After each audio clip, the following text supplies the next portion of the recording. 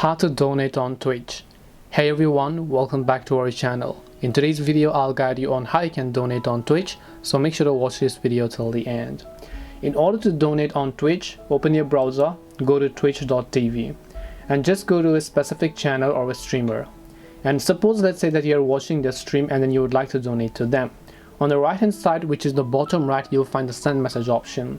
Here you can see two options. One is the little diamond icon, the other is the lightning icon. So when you click the diamond icon, you'll be able to select a badge that you would like to send to this person. But if you'd like to directly donate the money and send a chat, here you can see the middle icon, which is this little lightning like icon. Make sure to just select that icon instead.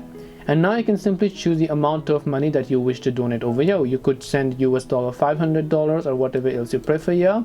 Now you can simply send a message and then just click on the continue option. And now you have to simply complete your purchase to verify with your PayPal or whatever information you have. And you'll be able to successfully donate to this specific streamer. This way you'll be able to donate on Twitch. Hope this video was helpful. If you have got any questions, feel free to leave them down. Thank you for watching and see you in the next video.